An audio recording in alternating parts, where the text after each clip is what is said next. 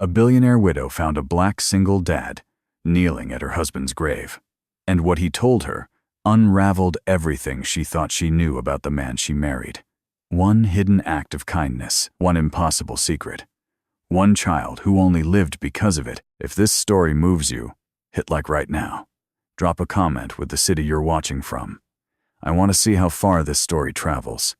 And follow all the way to the end, because what these two discover together will change far more than just their own lives. The cemetery on the east side of Millfield was not a place most people chose to visit twice. It sat behind a rusted iron gate on the corner of Prater Avenue and 6th, squeezed between a car wash that had been closed for 3 years and a strip of overgrown grass the city kept promising to deal with. The graves were old on the west side, headstones tilting at angles that made them look tired, and newer on the east side, polished granite still holding its shine in the afternoon light. No fountains, no decorative benches, just flat ground, narrow gravel paths, and the kind of silence that did not feel peaceful so much as it felt heavy. Landon Hayes came here every month. He had been coming for 2 years. He always brought Milo because he had decided early on that his son should know, should understand, when he was old enough to carry it properly, exactly why they made this drive on the first Sunday of every month, parked the truck outside, and walked through that rusted gate, carrying whatever flowers were on sale at the grocery store. Not expensive flowers. Never expensive flowers. Landon had long since stopped being embarrassed about what he could and could not afford. Milo was 8 years old. He had his father's dark skin and his mother's stubborn chin, and he ran slightly ahead on the gravel path, sneakers crunching with each step. His small fist wrapped around today's flowers, white carnations with a few sprigs of eucalyptus that the woman at the register had tucked in for free because Milo had smiled at her. The grave was in the northeast corner, set apart from the others by a small ornamental hedge that someone kept trimmed. The headstone was dark gray granite, simple but clearly expensive, with clean carved letters that had not faded the way the older ones had. Marcus Sterling, 1979 to 2022. Husband, builder, dreamer. Milo crouched and placed the carnations against the base of the stone. The boy was quiet for a moment. He did this every time, this small, serious pause, and Landon never rushed him through it. "Hi," he said. "It's us again." He said it the way you would say it to a neighbor you had known your whole life. Easy, comfortable, no self-consciousness about it at all. "I got 100 on my math test. Dad said I could get pizza, but I wanted burritos, so we got burritos. Dad had 2, which is why he's not allowed to say anything about my second helping anymore. That's not what happened. That's exactly what happened." Landon crouched beside his son, looked at the headstone for a long moment, and said quietly, "We're okay, both of us, thanks to you." That was the whole ritual, maybe 10 minutes. Then they would walk back to the truck, and the afternoon would go on the way afternoons did.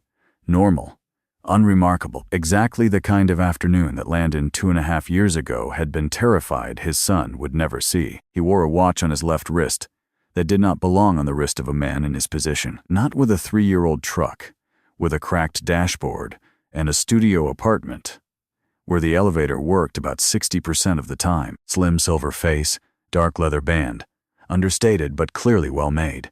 On the back, 3 initials in a small serif font, M.A.S. Marcus Allen Sterling. He was standing up, brushing gravel dust from his knee, when he heard the footsteps behind him, not on the gravel path, off to the side, on the grass, moving quickly. He turned. The woman was maybe 30.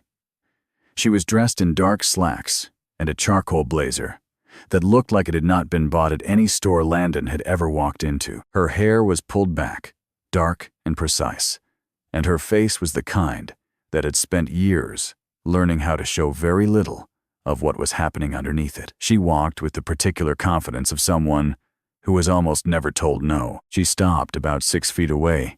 Her eyes went from the headstone to Milo to Landon, and then something happened that Landon recognized instantly because he had been recognizing it his entire life. Her gaze caught on his skin first, the quick involuntary assessment, the recalibration, the set of assumptions that landed before a single word was spoken. He saw it happen in the space between one breath and the next. Then her eyes dropped to his left wrist, and the watch, and her jaw tightened. "Why is that watch on your wrist?" she said. "Not who are you? Not what are you doing here? The watch." As if a man who looked like him could not have come by it honestly. The question carried a weight beneath it that had nothing to do with jewelry, and Landon felt the familiar quiet settling in his chest, the disciplined cousin of anger, the thing he had learned to hold still inside himself, because reacting to it had never once made it better. "My name is Landon Hayes," he said evenly. "This is my son, Milo. Why are you at this grave? We come every month." Something shifted in her expression. "Every month," she repeated, and the way she said it carried two layers: disbelief that it was true, and something beneath the disbelief that sounded almost like the beginning of not wanting it to be what she had first assumed. Her voice had started in one register, the cold, controlled register of a woman confronting a threat, and it was shifting, involuntarily, towards something else. "It was given to me," Landon said. "The watch, given to you." Her voice was flat. "That watch belonged to my husband." The air between them changed. "You're Vivian Sterling," he said. "Yes." She took one step closer. "And I want to know why a man I have never seen before in my life is standing at my husband's grave with his watch on his wrist." She said it quietly. That was almost worse than if she had raised her voice. There was a restraint to it that made clear she was holding something back, and what she was holding back was not small. Landon reached into his jacket and pulled out a folded piece of paper. "I made a copy of this. I still have the original at home." He held it out. She did not reach for it immediately. She looked at it. Then she reached out and took it. The handwriting was confident and slightly cramped, the kind of handwriting that moved fast. Vivian stared at it. Her face went completely still. "You don't know me, and that's all right. I heard about your boy through a friend of a friend who works at the hospital. I know this doesn't fix everything, but I hope it gives him a chance. Take good care of him. That's the only repayment I want. M." The paper shook slightly in her hand. She stopped it from shaking. "I recognize the handwriting," she said. "It's his. It's definitely his." She looked up. "But I've never seen this note before. I didn't know about a donation. I didn't know about your son." She looked at Landon directly, and for the first time the composure cracked just slightly at the edges. "My husband never told me any of this." Landon had known, in the abstract, that this moment might eventually come. He had spent 2 years visiting this grave without running into anyone, and he had started to think, in the way people think about things they are not ready to face, that it might just stay that way forever. He had been wrong. He glanced toward the bench near the gate, then back at Vivian. 2.5 years ago, he said, "My son was diagnosed with hypertrophic cardiomyopathy. His heart wall was thickening. He was 6 years old. His cardiologist told me that if he didn't have surgery within 8 to 10 months, the odds shifted in the wrong direction, very fast." He paused. "I was working 2 jobs. I had insurance, but not the kind that covered what he needed. The gap was close to $100,000. Not closable. Not by me. Not in that amount of time. I applied everywhere. Every assistance program, every grant, every foundation I could find. Most had waiting lists. The ones that didn't had criteria I didn't meet, or they covered a different procedure, or they had exhausted their funding for the year." He stopped. "I'm not telling you that to make it sound dramatic. I'm telling you because I need you to understand what it meant when the hospital called me." "What hospital?" "Millfield General. The cardiac wing. The billing office called and said an anonymous donor had covered the full cost of Milo's surgery. Pre-op, the procedure, post-op, 3 nights in the ICU, follow-up appointments. All of it. $140,000. I didn't know who it was, so I said thank you, and I took my son to surgery, and I sat in a waiting room for 9 hours, and when they told me it went well, I cried in a hospital bathroom for about 15 minutes, and then I went and held my son's hand." The watch came a week later. No return address. Just the watch and the note card. He had looked up the initials. Found the name. Found the obituary. Found the grave. Vivian looked at the headstone, then at Landon. "I want to see the scar," she said. Milo was sitting on the bench near the gate, exactly where Landon had sent him. Is it all right if I show this woman your scar? Landon asked. Milo studied her the way he studied math problems. Why does she want to see it? Because she needs to believe something I told her. Milo looked at the woman. It's from my heart surgery, he told her. I was 6. It doesn't hurt anymore. It just looks weird. Vivian crouched down to his eye level. Something happened in her face. A small, involuntary softening. What's your favorite subject in school? She asked. Math, he said. And lunch. A sound came out of Vivian that was very close to a laugh, but did not quite make it. Fair enough, she said. Milo pulled his shirt up to just below his collarbone, revealing the scar, pale and slightly raised against his dark skin, running vertically for several inches. Vivian looked at it for a long time, long enough that Milo glanced at his father with an expression that asked whether this was normal. Then she stood back up. The suspicion that had been in her face at the gravestone was gone. Something else had taken its place. I want you to come to my house, she said. There are things there.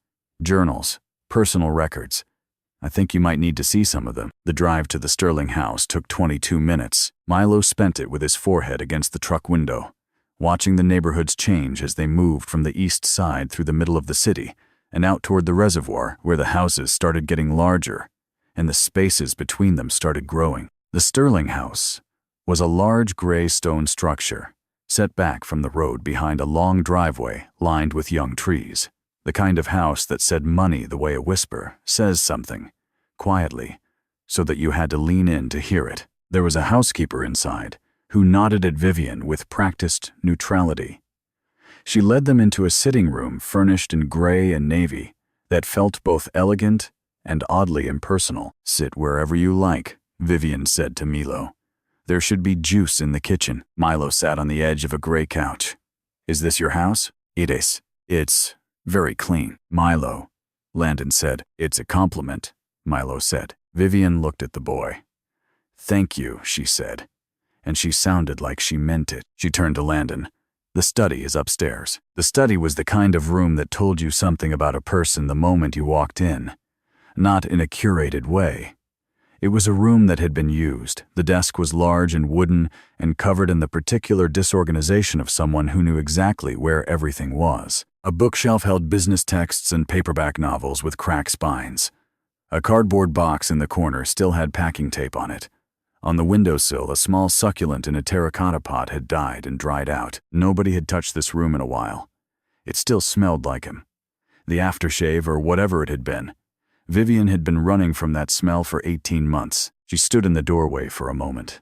Landon stood behind her, and he understood that they were both giving her a second. Then she walked in. There was a set of shelves to the left, holding a row of identical dark green journals, each labeled on the spine with a year in Marcus Sterling's cramped handwriting. She ran one finger along the spines, reading the years. She pulled out the one labeled with the year Milo had his surgery.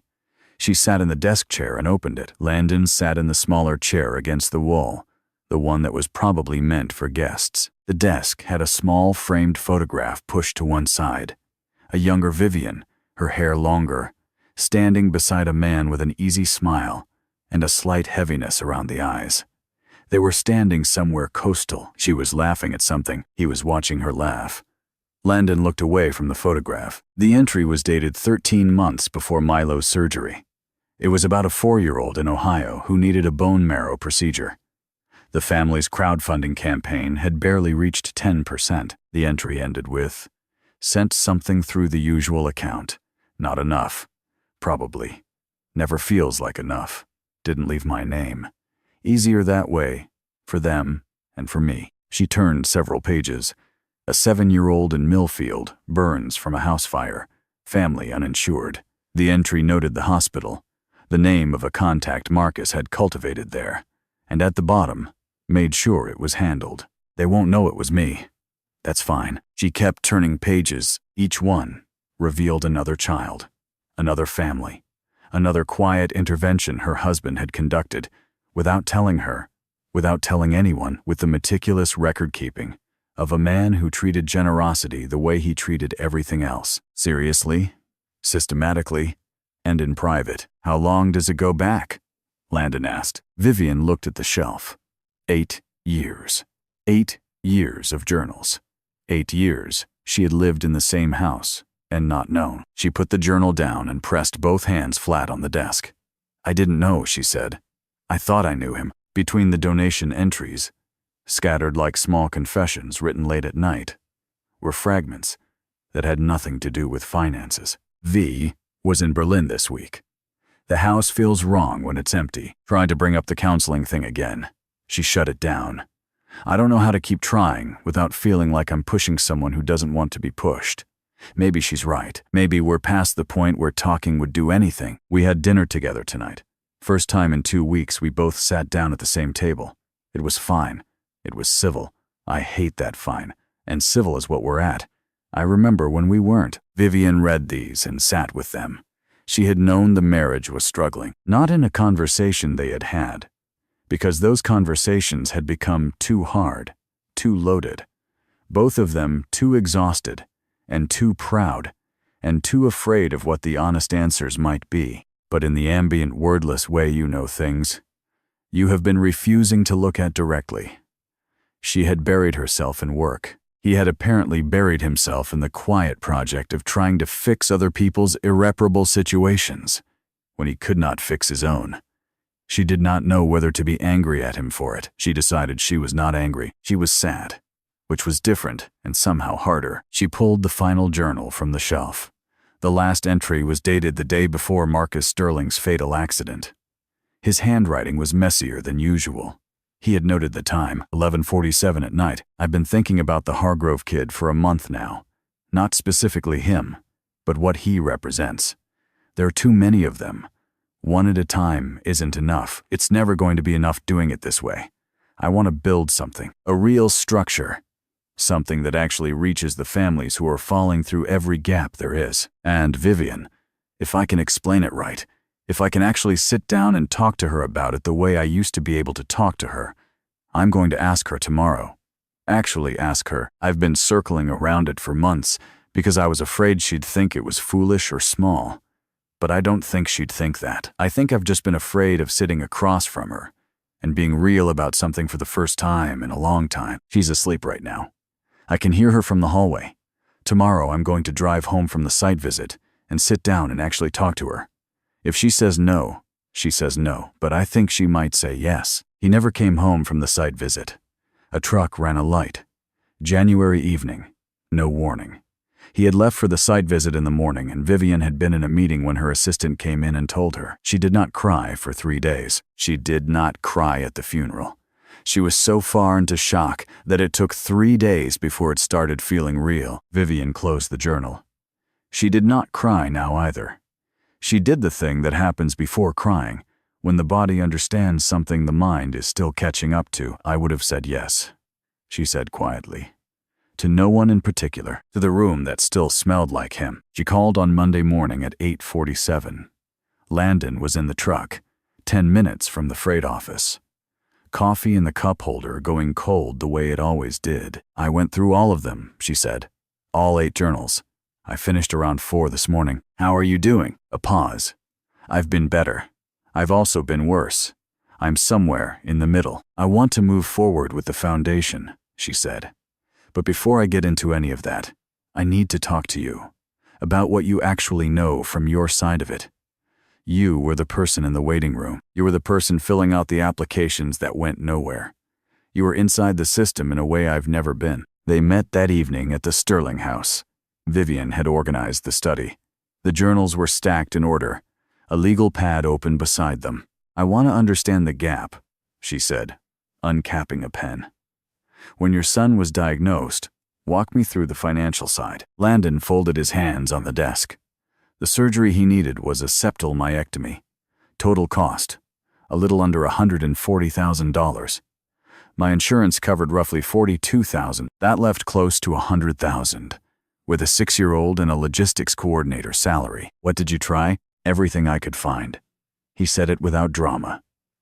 One foundation covered cardiac procedures, but only for children under 5. Milo was 6. One covered septal myectomies, but only in 3 specific states, We weren't in any of them. One had an application that required a letter of medical necessity, 2 years of tax returns, written statements from 2 physicians, and proof of insurance denial. Their next review cycle was in 8 months. 8 months was the outside of the window my son had. Vivian stopped writing. So the system isn't non-existent. It's misaligned. That's one way to say it. There's money. There are people who want to help. But the structure is designed around what's comfortable for the organizations, not around what families actually need. He stopped. He looked at his hands for a moment, then at Vivian. There's something else I haven't told you. Another layer. She waited. When I went to one of those foundations in person to submit an application, the intake coordinator looked at me. He said it carefully. The way you say things you have said before in your head but never out loud. Black man. Faded jeans. Calloused hands from dock work. She asked if I was sure I was in the right place. Then she suggested I try the Medicaid program first. I didn't qualify for Medicaid. I told her that. She suggested it again. Slower. The second time. The way you talk to someone you've decided doesn't understand the words you're using. The room was very quiet. The system isn't just slow, Landon said. For people who look like me, it sometimes decides you don't belong in it before you've finished explaining why you're there. Vivian picked up her pen and wrote his exact words on the legal pad. She did not paraphrase. She did not soften them. She wrote them down the way he said them. That sentence, she said, that's going into the intake design criteria, not as a quote. As a principle, the process has to work for the person who walks in with calloused hands and faded jeans, and no one in the room who looks like them. If it doesn't work for that person, it doesn't work. Landon looked at her. It was the first time someone on the other side of the desk had heard what he was actually saying and responded not with sympathy, but with architecture. Not with "I'm sorry that happened to you," but with "how do we make sure it doesn't happen to the next person?" 3 days later, Vivian met with Sonia Rayburn, Marcus's contact at Millfield General, a small, compact woman in her early 60s, with reading glasses pushed up on her head, and the directness of someone who had spent decades watching people find or fail to find help in the worst moments of their lives. Vivian showed her the journals. Sonia's face moved through recognition and then something beyond it. A grief she had been carrying privately. "He called me every few months for 6 years, Sonia said. I would flag cases. He'd make the call about whether to fund. He never wanted to know the families personally. He just wanted to know they were okay after." Then Sonia said the thing that changed the pace of everything. "There's a case right now. I've been sitting on it for 3 weeks because there was nothing I could do with it. 7-year-old girl, Wilms tumor, kidney cancer. Specialized surgical approach at a center in Boston. $160,000, parents both working. Combined income just above the Medicaid threshold, insurance covering about 50%. 6 weeks before the surgical window closed, the foundation did not legally exist yet. Vivian did not hesitate. "Send me the anonymized case file," she said. "Today," she called Landon that evening. "I'm going to fund it myself, but I need your help with the family communication. I know how to write checks. I don't know how to tell a parent their kid's surgery is covered without making it feel like pity." "Don't soften the thing they already know," Landon said. "They've been living inside it. If you skip the form and just throw the life jacket, people can actually breathe again." She paused. "Would you come with me?" The Okafor family was in the small consultation room on the 4th floor at Millfield General. Renee Okafor was 34, a dental hygienist who had not slept a full night in 3 weeks. Her husband, Daniel, was 36, a high school history teacher with a quiet, deliberate way of speaking. Vivian explained the fund. Plain language, no mission statement phrasing, the kind that covers surgical costs for children in situations like yours. No conditions, no loan structure. Daniel Okafor looked at Landon. There was a moment between them that did not require words, the particular silent communication between 2 black men, in a room where the power sat on the other side of the table, with the white woman who held the checkbook. Daniel had learned, through a lifetime, what it meant when someone who looked like Vivian offered something to someone who looked like him. "Is there a catch?" Daniel said. "Because in my experience, When someone who looks like her offers something to someone who looks like us, there's always a line somewhere. Landon held his gaze. There's no line, he said. I looked for one. It's not there. Daniel studied him. Then he looked at his wife. Renee was looking at the table. What does it mean for Amara if this fund covers the surgery? She asked without looking up. It means the Boston Center gets confirmed funding this week, Vivian said. It means the 6-week window is no longer the thing you're working against. Renee put both hands flat on the table. Daniel reached across and put his arm around her, and she leaned into him, and the two of them sat there in the particular way of people who have been strong in front of each other for so long that a small loosening of the tension becomes overwhelming. The Next Chance Foundation filed its nonprofit paperwork 4 weeks later. In those 4 weeks, Vivian had assembled a 5-person board that included her estate lawyer, a pediatric oncologist from Millfield General, referred by Sonia Rayburn, a child welfare advocate she had met through a professional contact, and 2 people she had interviewed specifically for their knowledge of how charitable organizations failed because she was far more interested in failure modes than success stories when it came to building something meant to last. She hired a part-time operations coordinator named Priya, who had previously managed intake for a legal aid nonprofit and understood the difference between a process that worked on paper and one that worked under pressure. Landon reviewed the intake criteria document 3 times, marking it up with notes from his memory of what the applications had actually asked versus what had mattered. He flagged 4 places where the language was bureaucratically clean but practically burdensome. Vivian revised them. He flagged 2 more. She revised them again. On the 3rd pass, he handed the document back. The document is good. She looked at him.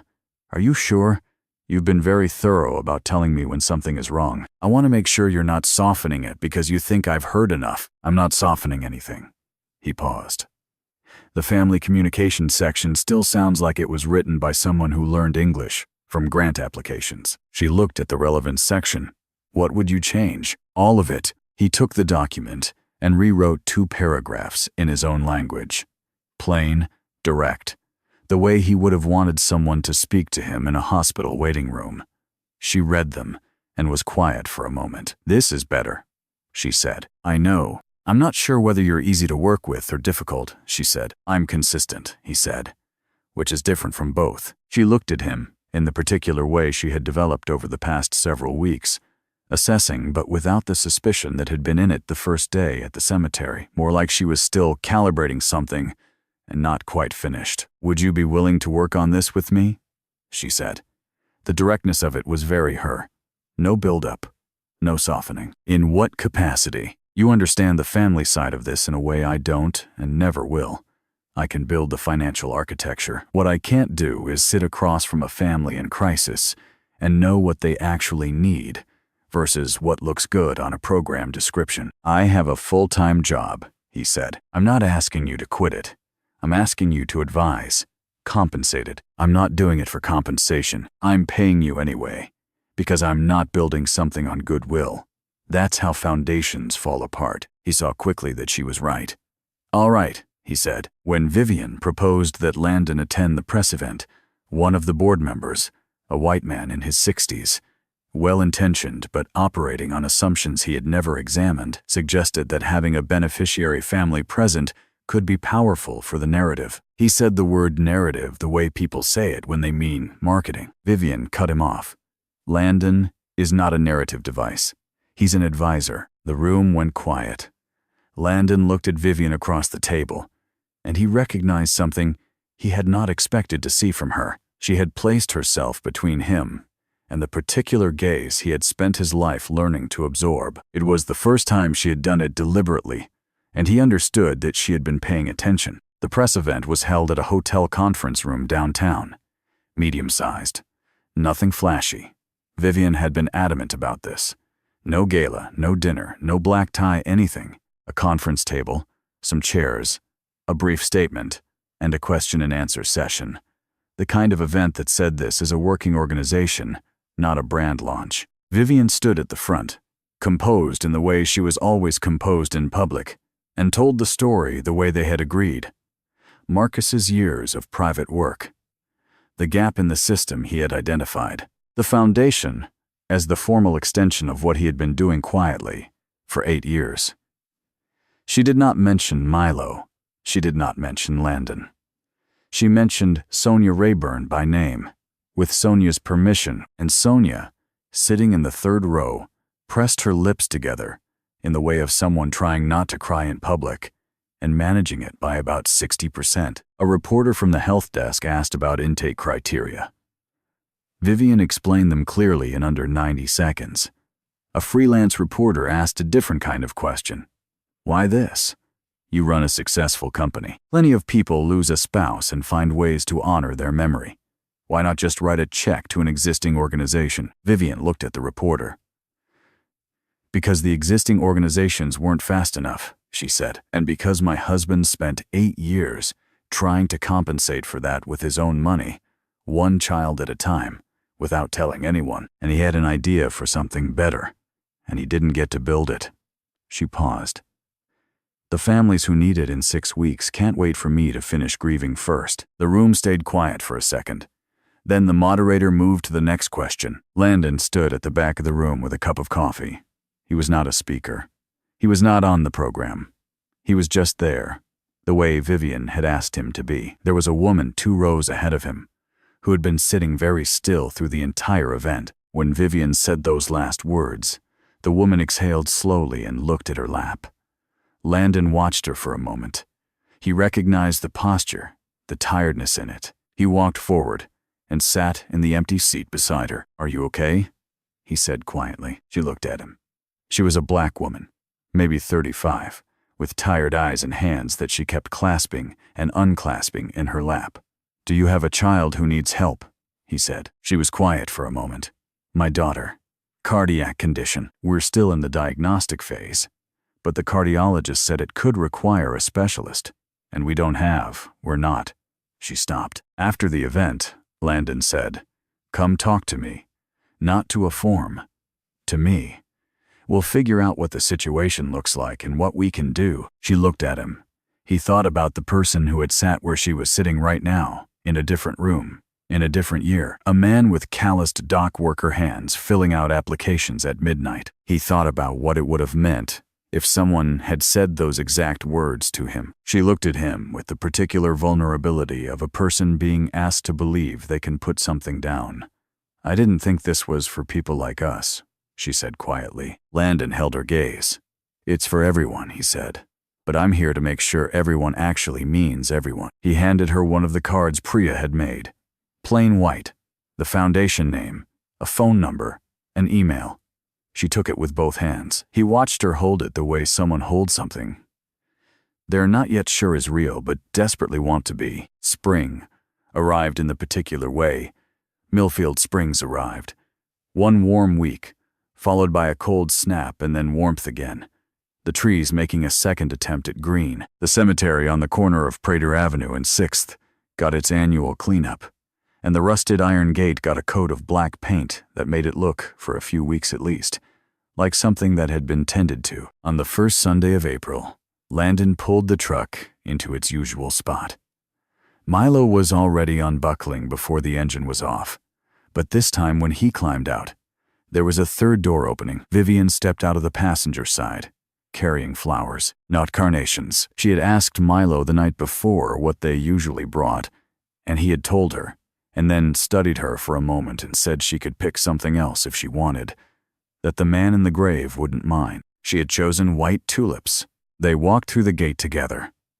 Milo ran slightly ahead because he always did. Landon walked in the middle, and Vivian beside him. Close, but not touching, because they were still learning the choreography of this. The northeast corner, the dark gray granite. Marcus Sterling, 1979 to 2022. Husband, builder, dreamer. Milo crouched and placed his carnations against the base of the stone. "Hi," he said. "It's us again, except there's 3 of us now." Then he looked up at Vivian. "You can put them down. There's room." She stepped forward and crouched beside him and placed the tulips next to the carnations. "I read everything," she said quietly. All 8 years. I know what you were going to ask me. She paused. I would have said yes. So the foundation is doing well, Milo informed the grave. I know because I hear about it a lot. Dad talks about it at dinner, which used to be when I could talk about whatever I wanted. But now I have to wait for a gap. He glanced at his father. I'm not complaining. We helped 39 kids. Also, Vivian is pretty good at chess. I've beaten her 6 times, but she's beaten me 11, so I'm still working on it. And Dad is doing okay. He's better than he was. He used to have this look sometimes, like he was carrying something really heavy and didn't want anyone to notice. He doesn't have that look as much anymore. Landon thought about something Milo had said months ago, driving away from the Sterling house for the first time. It would be a waste to find all that out and just be sad about it. 8 years old, and already understanding the thing that took most adults a lifetime to get to, which was that grief was not a destination. It was a passage, and what mattered was what you built on the other side. He looked at Vivian. Her expression was not the carefully managed composure she wore when she needed to hold something at arm's length. It was the face of someone who had set something down, not put it away, not stopped caring, just stopped holding it up by sheer will. Something that looked, imperfectly and incompletely, like peace. Landon sat at his kitchen table in the studio apartment on the east side of Millfield. Milo was eating cereal across from him. His phone buzzed. A message from Vivian. Board approved the Year 2 expansion, 2 additional counties. Are you free Thursday? He wrote back. Thursday, yes. But close the laptop at 9. A pause. I'll try. Try harder. Fine. He smiled at his phone, put it face down on the table, picked up his coffee, which was predictably cold. He understood, with the full weight of everything that had led him here, that gratitude this size was not a feeling you held. It was a thing you did, every day, for as long as you were able. That was all. That was enough.